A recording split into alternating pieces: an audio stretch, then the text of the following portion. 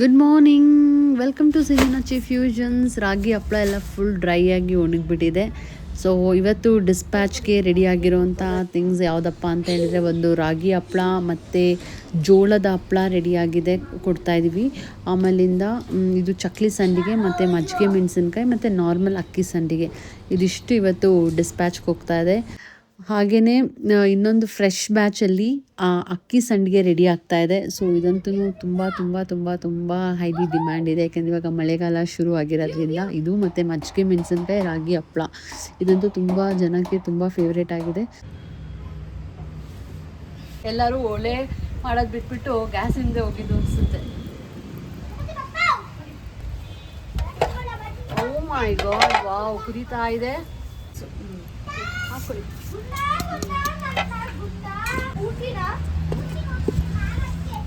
ತೆಂಗಿನ ಚಿಪ್ಪಲ್ಲಿ ಹರಳುಪ್ಪನ್ನ ಹಾಕ್ತಾ ಇದ್ದಾರೆ.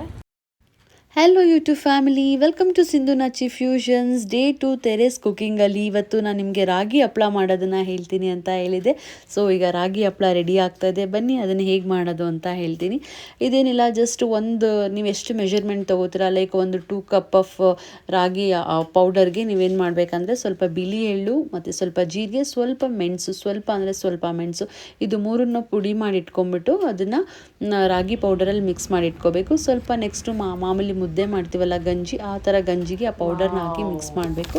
ನೆಕ್ಸ್ಟ್ ಖಾರಕ್ಕೆ ಅಂತ ಹೇಳಿಬಿಟ್ಟು ಒಣಮೆಣಸಿನ್ಕಾಯಿ, ಬೆಳ್ಳುಳ್ಳಿ ಮತ್ತು ಸ್ವಲ್ಪ ಕರಿಬೇವು ಸೊಪ್ಪು, ಇದು ಮೂರನ್ನು ಪೇಸ್ಟ್ ಮಾಡಿರೋ ಖಾರನ ಆ ಹಿಟ್ಟಲ್ಲಿ ಹಾಕಿ ಚೆನ್ನಾಗಿ ಸಣ್ಣ ಸಣ್ಣ ಮುದ್ದೆಗಳಾಗಿ ಮಾಡಿ ಅದನ್ನು ಈ ರೀತಿ ಹಪ್ಪಳ ಮಾಡೋ ಪ್ರೆಸ್ಸಿಂಗ್ ಇದರಲ್ಲಿ ಪ್ರೆಸ್ ಮಾಡಿ ಹಪ್ಪಳ ಮಾಡಿದ್ರೆ ತುಂಬ ಅಂದರೆ ತುಂಬ ಹೆಲ್ದಿ ಆ್ಯಂಡ್ ಟೇಸ್ಟಿಯಾಗಿರೋ ಅಂಥ ರಾಗಿ ಹಪ್ಪಳ ಇದಾಗುತ್ತೆ.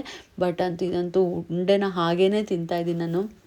ಅವರು ಹೇಗೆ ಬಿಲ್ಲಿ ಮಾಡಿಟ್ಟಿದ್ರು ಹಪ್ಪಳ ಮಾಡೋಕ್ಕೆ, ಅದನ್ನೇ ನಾನು 2-3 ಉಂಡೆ ತೊಗೊಂಡು ತಿಂದ್ಬಿಟ್ಟು, ಯಾಕೆಂದರೆ ಅದು ಬೆಳ್ಳುಳ್ಳಿ ಖಾರ ಎಲ್ಲ ಸಕ್ಕತ್ತಾಗಿತ್ತು ಅಂತಲೇ ಹೇಳ್ಬೋದು. ನಾವು ಆದಷ್ಟು ಹರಳುಪ್ಪನ್ನೇ ಯೂಸ್ ಮಾಡಿ, ತುಂಬ ಚೆನ್ನಾಗಿರುತ್ತೆ. ನಾವು ಕೂಡ ಹರಳುಪ್ಪನ್ನೇ ಯೂಸ್ ಮಾಡಿರೋದು. ಇದಂತೂ ಹಾಗೇ ತಿನ್ನೋಕ್ಕೇ ತುಂಬ ಚೆನ್ನಾಗಿತ್ತು. ಸೊ ಆಗಲೇ ಹೇಳ್ದಂಗೆ ಡೇ 2ನಲ್ಲಿ ನಾವು ಟೆರೇಸ್ ಕುಕ್ಕಿಂಗಲ್ಲಿ ಏನಾದ್ರು ಒಂದು ಸ್ಪೆಷಲ್ ಸ್ನ್ಯಾಕ್ಸ್ ಮಾಡಬೇಕಂತ ಹೇಳಿದ್ವಲ್ಲ. ಸೊ ಹಾಗಾಗಿ ಅಲ್ಲೇ ಹಪ್ಪಳ ಎಲ್ಲ ಒಂದು ಸೈಡಲ್ಲಿ ಒಣಗಾಕಕ್ಕೆ ಹಾಕಿದ್ವಿ. ಸೊ ಸೈಡಲ್ಲಿ ಸ್ನ್ಯಾಕ್ಸ್ ಮಾಡ್ಕೊಂಡ್ವಿ. ಏನಪ್ಪ ಅಂದರೆ, ಮಧ್ಯಾಹ್ನ ನಾವು ಕೋಸಂಬರಿ ಮಾಡಿದ್ವಲ್ವ, ಸೊ ಇವಾಗ ವಡೆ ಮಾಡೋಣ ನೈಟ್ಗೆ ಅಂತ ಹೇಳ್ಬಿಟ್ಟು ಅದು ಕೂಡ ಈವ್ನಿಂಗೇ ಆಗಿತ್ತು, ಆಲ್ಮೋಸ್ಟ್ ಒಂದು 6 o'clock ಆ ಥರ. ಸೊ ಈವ್ನಿಂಗಲ್ಲಿ ವಡೆ ಮಾಡಿದ್ವಿ. ಇದು ಕಡಲೆಬೇಳೆ, ಆಲ್ಮೋಸ್ಟ್ ಇದು 1 hour ಥರ ನೆನೆಸಿದ್ರು. ವಿತಿನ್ 1 hourಲ್ಲೇ ಇದನ್ನು ನೆನೆಸಿದ್ರು. ಅದನ್ನು ರುಬ್ಬೋದಕ್ಕೆ ಸ್ವಲ್ಪ ಬೆಳ್ಳುಳ್ಳಿ ಮತ್ತು ಉಪ್ಪು, ಸ್ವಲ್ಪ ಹಸಿಮೆಣಸಿನ್ಕಾಯಿ ಹಾಕ್ಕೊಂಡು ರುಬ್ಬಿದ್ವಿ. ನೆಕ್ಸ್ಟು ಮತ್ತೆ ಸ್ವಲ್ಪ ಕಟ್ ಮಾಡಿರೋವಂಥ ಹಸಿಮೆಣಸಿನ್ಕಾಯಿ, ಕೊತ್ತಂಬರಿ ಸೊಪ್ಪು, ಸಬ್ಬಕ್ಕಿ ಸೊಪ್ಪು ಮತ್ತು ಪುದೀನ, ರುಚಿಗೆ ತಕ್ಕಷ್ಟು ಉಪ್ಪು ಮತ್ತು ಈರುಳ್ಳಿ ನೀವು ಎಷ್ಟು ಹಾಕ್ತೀರೋ ಅಷ್ಟು ತುಂಬ ಟೇಸ್ಟಿಯಾಗಿರುತ್ತೆ. ಸ್ವಲ್ಪ ನುಗ್ಗೆ ಸೊಪ್ಪನ್ನ ಕೂಡ ಹಾಕಿದರು. ಸೊ ಇಷ್ಟು ಮಾಡಿ ವಡೆ ಇಟ್ಟು ನೋಡ್ಬೋದು ನೀವು, ಎಷ್ಟು ತುಂಬ ಡಿಲಿಷಿಯಸ್ ಆಗಿದೆ, ಕಲರ್ಫುಲ್ಲಾಗಿ ಅಂತ ಹೇಳಿಬಿಟ್ಟು. ಸೊ ಮೇಯ್ನ್ ನನಗೆ ಇನ್ನೂ ಇಷ್ಟ ಆಗಿದೆ ಅಂದರೆ, ಇದು ಫಸ್ಟ್ ಟೈಮ್ ನಾವು ಟೆರೇಸಲ್ಲಿ ಕುಕ್ಕಿಂಗ್ ಮಾಡಿದ್ದು. ಸೊ ಹಾಗಾಗಿ ನನಗೆ ಇವತ್ತು ಅಲ್ಲಿ ಏನು ಕೊಟ್ಟರು ನನಗೆ ತುಂಬ ತುಂಬ ತುಂಬ ಇಷ್ಟ ಆಗ್ತದೆ. ಆ್ಯಂಡ್ ಮೋರ್ ಓವರ್ ನನಗೆ ಕೋಸಂಬರಿನೂ ಇಷ್ಟ, ವಡೆನೂ ಇಷ್ಟ.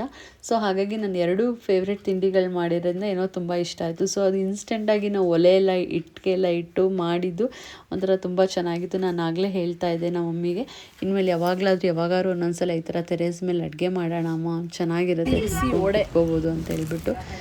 ನೋಡಿ, ಟೆರೇಸಲ್ಲಿ ನೈಟ್ 8 o'clock ಆಗಿದೆ, ಆವಾಗಲೂ ಕೂಡ ತಿನ್ಕೊಂಡು ಕೂತಿದ್ದೀವಿ. ಸೊ ನೆಕ್ಸ್ಟ್ ಡೇಗೆಲ್ಲ ನಾನು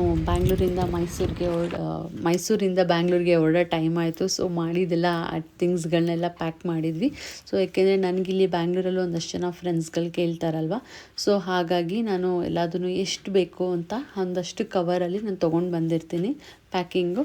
ಸೊ ಇಲ್ಲಿ ಯಾರಾದರೂ ಕೇಳಿರ್ತಾರಲ್ಲ, ಅವ್ರಿಗೆ ಎಷ್ಟು ಕ್ವಾಂಟಿಟಿ ಬೇಕೋ ಅಷ್ಟು, ಅದ್ರ ಜೊತೆಗೆ ನನಗೆ ಸ್ವಲ್ಪ ಮನೆಗೆ ಏನು ಬೇಕೋ ಅದಷ್ಟನ್ನು ನಾನು ತೊಗೊಂಡು ಬಂದಿರ್ತೀನಿ. ಸೊ ಹಾಗಾಗಿ ರಾಗಿ ಹಪ್ಪಳ ಮತ್ತು ಜೋಳದ ಹಪ್ಪಳ ಅಂದರೆ ನನ್ನ ಫ್ರೆಂಡ್ಸ್ ಯಾರು ಕಾಂಟ್ಯಾಕ್ಟಲ್ಲಿದ್ದಾರೆ ಅವ್ರಿಗೆಲ್ಲ ತುಂಬ ಇಷ್ಟ ಆಗುತ್ತೆ. ಸೊ ಅಂದರೆ ಈ ರಾಗಿ ಹಪ್ಪಳನ ಏನು ಮಾಡ್ತಾರೆ ಅಂದರೆ, ಡಯಟ್ ಯಾರು ಮಾಡ್ತಾರೆ ಅವರು ನನ್ನ ಫ್ರೆಂಡ್ಸ್ ಏನು ಮಾಡ್ತಾರೆ ಅಂದರೆ, ಹಾಗೇ ಓವನಲ್ಲೋ ಇಲ್ಲಾಂದರೆ ಗ್ಯಾಸ್ ಮೇಲೋ ಹಾಗೆ ಸುಟ್ಬಿಟ್ಟು ಅದಕ್ಕೆ ಸ್ವಲ್ಪ ಈರುಳ್ಳಿ ಮತ್ತು ಕ್ಯಾರೆಟೆಲ್ಲ ಹಾಕ್ಕೊಂಡು ಮೇಲೆ ಒಳ್ಳೆ ಪಾಪಡ್ ಥರ ಮಾಡ್ಕೊಂಡು ತಿಂತಾರೆ. ಸೊ ತುಂಬ ಇಷ್ಟ ಆಗುತ್ತೆ. ಸೊ ಹಾಗಾಗಿ ಅವರೆಲ್ಲ ಡಿಮ್ಯಾಂಡಿಂದ ನಾನು ತೊಗೊಂಡು ಬರ್ತೀನಿ. ಇದಿಷ್ಟಿತ್ತು. ಆ್ಯಂಡ್ ನಾನು ಮೈಸೂರಿಗೆ ಬರೋವಾಗ, ಮೈಸೂರಿಂದ ಬ್ಯಾಂಗ್ಳೂರಿಗೆ ಬರುವಾಗ ಯಾವಾಗಲೂ ಲಗೇಜ್ ಇರುತ್ತೆ. ಇಲ್ಲಿಂದ ಹೋಗ್ತಾ ಸ್ವಲ್ಪ ಎಂಟಿ ಬ್ಯಾಗೇ ಇರುತ್ತೆ ಬ್ಯಾಂಗ್ಳೂರಿಂದ, ಬಟ್ ಮೈಸೂರಿಂದ ಬರುವಾಗ ಫುಲ್ ಲಗೇಜೇ ತುಂಬಿರುತ್ತೆ ಅಂತಲೇ ಹೇಳ್ಬೋದು. ಸೊ ಎಲ್ಲ ವೆರೈಟೀಸು ಏನೇನು ಮಾಡಿದರು ಎಲ್ಲ ಥರ. ಇದು ಬಂದುಬಿಟ್ಟು ಖಾರದ ಅಕ್ಕಿ, ಚಕ್ಲಿ ಅಕ್ಕಿ ಇದು ಅಂತ ಹೇಳ್ಬೋದು. ಇದು ಕೂಡ ಇದು ಅಕ್ಕಿದಿದು. ನೆಕ್ಸ್ಟು ಮಜ್ಜಿಗೆ ಮೆಣಸಿನ್ಕಾಯಿ, ಇದಿಷ್ಟನ್ನ ನನಗೆ ಆಗುತ್ತೆ. ಸೊ ಹಾಗಾಗಿ ಇದಿಷ್ಟನ್ನು ನಾನು ತೊಗೊಂಡು ಬಂದೆ. ಸೊ ಏನೇ ಆಗಲಿ ಮನೇಲಿ ಮಾಡೋ ಟ್ರೆಡಿಷನಲ್ ಅಡುಗೆ ಮುಂದೆ ಇನ್ಯಾವುದೂ ಇಲ್ಲ ಅಂತಲೇ ಹೇಳ್ಬೋದು. ಅದರಲ್ಲಿ ಈ ಮಳೆಗಾಲಕ್ಕೆ ಈ ಥರ ಒಂದೇ ಒಂದು ಮಜ್ಜಿಗೆ ಮೆಣಸಿನ್ಕಾಯಿ ಇದ್ಬಿಟ್ಟು ಸ್ವಲ್ಪ ಮೊಸರನ್ನ, ಒಗ್ಗರಣೆ ಬೇಡ, ಬರೀ ಪ್ಲೇನ್ ಮೊಸರನ್ನೇ ತಿಂದರೆ ಸಖತ್ತು ಡಿಲೀಷಿಯಸ್ ಆಗಿರುತ್ತೆ ಅಂತ ಹೇಳ್ಬೋದು. ಆ್ಯಂಡ್ ನನಗಂತೂ ಒಲೆಯಲ್ಲಿ ಅಡುಗೆ ಮಾಡೋದಂದರೆ ನನಗೆ ತುಂಬ ಅಂದರೆ ತುಂಬ ಇಷ್ಟ. ನಾನು ಒಲೆಯಲ್ಲಿ ಅಡುಗೆ ಮಾಡೋದು ಊಟ ಮಾಡಿ ಎಷ್ಟು ವರ್ಷ ಆಗಿತ್ತು ಅಂತಲೇ ಗೊತ್ತಿಲ್ಲ. ಆದರೆ ತುಂಬ ಚೆನ್ನಾಗಿದೆ. ಅಂದರೆ ನನ್ನ ರಿಲೇಷನ್ ಒಬ್ಬರು ಮನೆಗೆ ಹೋದಾಗ ಅವ್ರ ಮನೆಯಲ್ಲೂ ಕೂಡ ನಾನು ಊಟ ಮಾಡಿದ್ದೀನಿ. ಬಟ್ ನಮ್ಮ ಮನೇಲಂತೂ ಒಲೆಯಲ್ಲಿ ಅಡುಗೆ ಮಾಡಿರೋದು ನನಗೆ ನೆನಪೇ ಇಲ್ಲ ಅಂತಲೇ ಹೇಳ್ಬೋದು. ಅಂದರೆ ಅವಾಗಿಂದ ಗ್ಯಾಸಲ್ಲೇ ಆಗಿಬಿಟ್ಟು ಮಾಡೇ ಇರಲಿಲ್ಲ. ಬಟ್ ಇವತ್ತು ನಾವು ಅದು ಮಾಡಿ ತಿಂದಿದ್ದಕ್ಕೆ ನನಗೇನೋ ಒಂಥರ ತುಂಬ ಖುಷಿ ಆಯಿತು ಅಂತಲೇ ಹೇಳ್ಬೋದು. ಅದರಲ್ಲೂ ಕೂಡ ಟೆರೇಸಲ್ಲಿ ತಿಂದಿದ್ದಂತೂ ತುಂಬ ಸ್ಪೆಷಲ್ ಅಂತಲೇ ಅನಿಸ್ತು. ಸೊ ಇದಾಗಿತ್ತು ನನ್ನ ಮೈಸೂರು ಲಾಗು ಡೇ 1 ಡೇ 2ದು. ಸೊ ನಿಮಗೆಲ್ಲ ಈ ಟ್ರೆಡಿಷನಲ್ ಫುಡ್ದು ಲಾಗ್ ಇಷ್ಟ ಆಗಿದೆ ಅಂತ ಹೇಳ್ತಾ ಇವತ್ತಿನ ಲಾಗ್ನ ನಾನು ಇಲ್ಲಿಗೆ ಮುಗಿಸ್ತಾ ಇದ್ದೀನಿ. ಸಬ್ಸ್ಕ್ರೈಬ್ ಆಗದೆ ನೋಡ್ತಾ ಇದ್ದರೆ ಪ್ಲೀಸ್ ಸಬ್ಸ್ಕ್ರೈಬ್ ಆಗಿ, ಲೈಕ್ ಮಾಡಿ, ಶೇರ್ ಮಾಡಿ. ಹಾಗೆ ನಿಮಗೆ ಮಾಡಿರೋ ಈ ರೆಸಿಪಿಲಿ ಯಾವ್ದಾದ್ರು ರೆಸಿಪಿದು ಡೀಟೇಲ್ಸ್ ಬೇಕಂದರೆ ಕಮೆಂಟ್ ಮಾಡಿ, ಆರ್ ಎಲ್ಸ್ DM ಮಾಡಿ. Thanks for watching.